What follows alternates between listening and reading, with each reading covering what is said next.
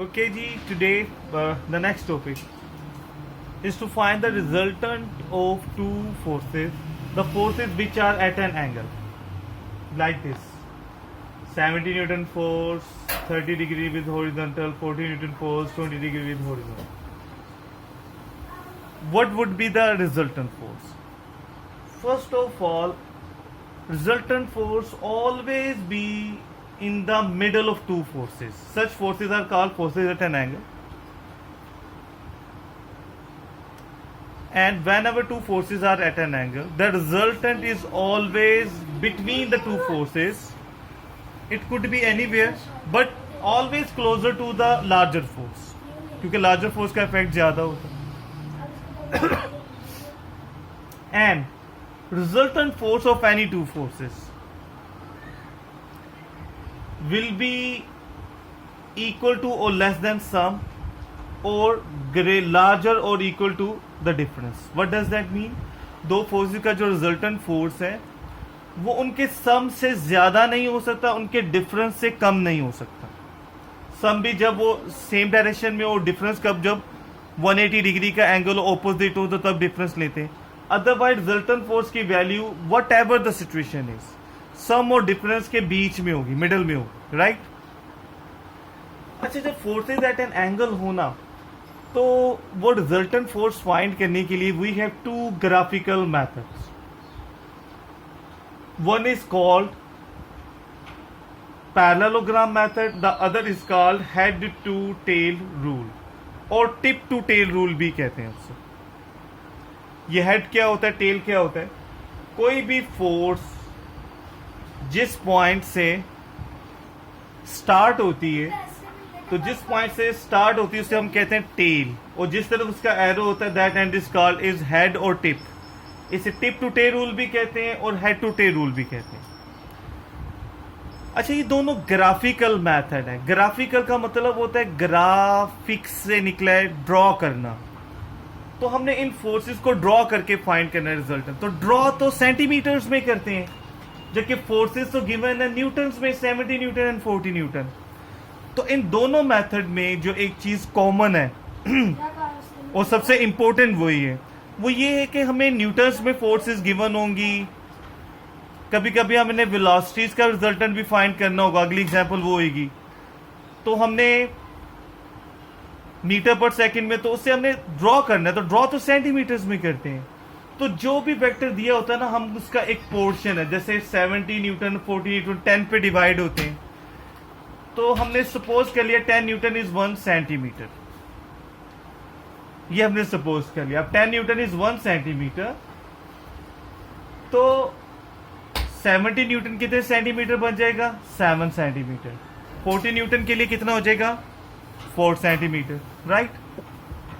अच्छा, यहां ना अ स्टूडेंट कैन थिंक कि वाई 10 न्यूटन, कोई और फोर्स भी तो ले सकते हैं, कोई और भी तो स्केल ले सकते हैं. 5 न्यूटन भी, 2 न्यूटन को 1 सेंटीमीटर सपोज कर लें, राइट? सबसे बेस्ट स्केल जैसे 2, 5, 10 होती है मैथमेटिकली. तो बेटा स्केल आप कोई भी रखें, answer would be same for all, लेकिन एक फर्क होगा. जैसे सपोज आपने 10,000 रुपी देने किसी को इन पाकिस्तान करेंसी, तो पाकिस्तान का सबसे बड़ा नोट 5,000 है. तो 5,000 वाला नोट अगर दें, तो हम 2 नोट्स दें 5,000 वाले, तो वो 10,000 बन जाएंगे, ठीक है?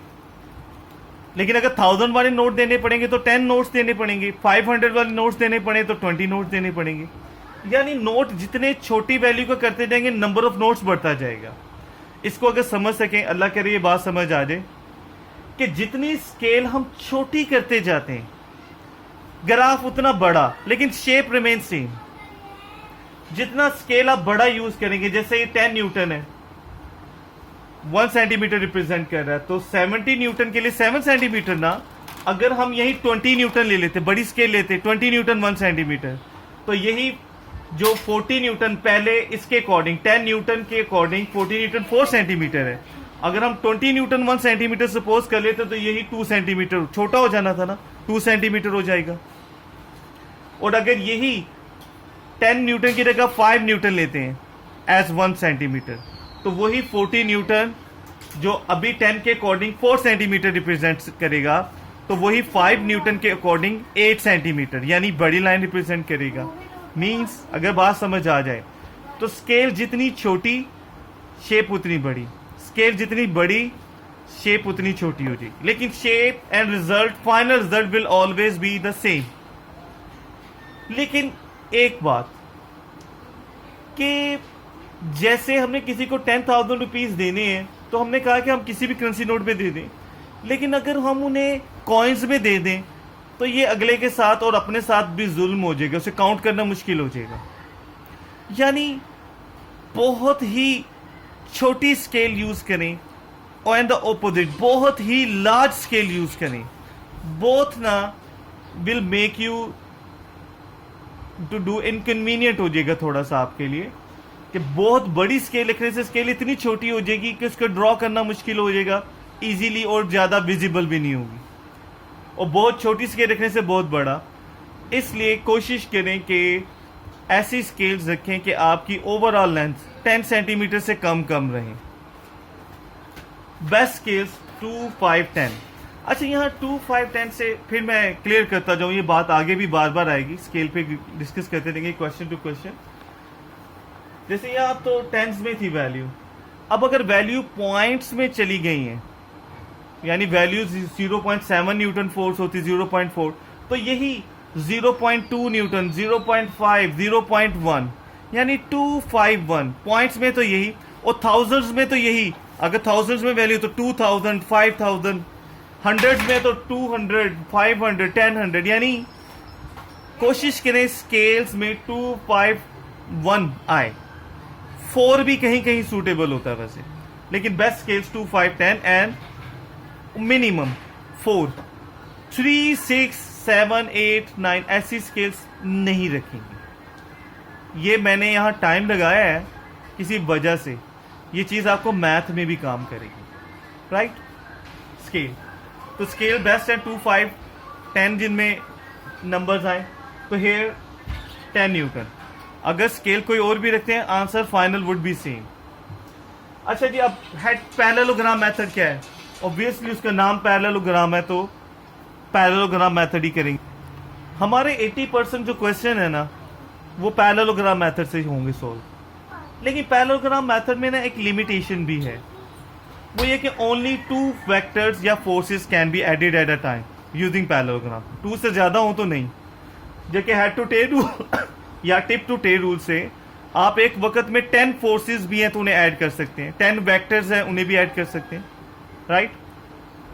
लेकिन क्योंकि हमारे यहाँ आएंगी 2 से ज्यादा नहीं आएंगे at a time, so 80% question में you will see these. Head to tail rule भी देखेंगे, लेकिन इसे मेजोरिटी एमसीक्यूज में देखेंगे ओ लेवल में। अच्छा, पैरेललोग्राम मेथड जो सा होता है ना, इसमें क्या करेंगे कि ये 2 फोर्सेस हैं। सबसे पहले तो स्केल हमने चूज की 70 newton, 40 newton are at angle of 30 degree and 20 degree with horizontal. तो 10 न्यूटन हमने सपोज कर लिया इज 1 सेंटीमीटर। सो 70 न्यूटन के लिए हमने कितनी फोर्स की? 7 सेंटीमीटर, और 40 के लिए 4 सेंटीमीटर होगी। हम ना एक डॉट से स्टार्ट करेंगे पहले तो। अच्छा, जब भी फोर्सेस एंगल है इन्वॉल्व है, फोर्सेस एंगल पर है, तो एंगल कैसे ड्रॉ करते हैं? डी से। तो डी को हम एक स्ट्रेट लाइन पे रखते हैं, तो हम ना एक डॉट ड्रॉ करेंगे और एक स्ट्रेट डॉटेड लाइन ड्रॉ करेंगे, और ये डॉटेड लाइन होगी ताकि उस पर हम डी रख सकें। ये मैंने ग्रीन से डी भी बनाई। तो 70 न्यूटन के लिए 7 सेंटीमीटर एट 30 डिग्री, तो हम 30 डिग्री के एंगल मार्क करके 7 सेंटीमीटर लाइन ड्रॉ कर देंगे, राइट। वो 70 न्यूटन को रिप्रेजेंट करेगी। अच्छा, 40 न्यूटन नीचे की तरफ है, तो उसके लिए डी नीचे की तरफ रखेंगे, डाउनवर्ड। और 20 डिग्री का है, 20 डिग्री का एंगल मार्क करके 40 न्यूटन के लिए अकॉर्डिंग टू स्केल कितनी लाइन बन जाएगी? 4 सेंटीमीटर वो ड्रॉ कर देंगे। अच्छा, जब ये 2 लाइन्स ड्रॉ होगी ना, अब पैरेललोग्राम कंप्लीट करनी है।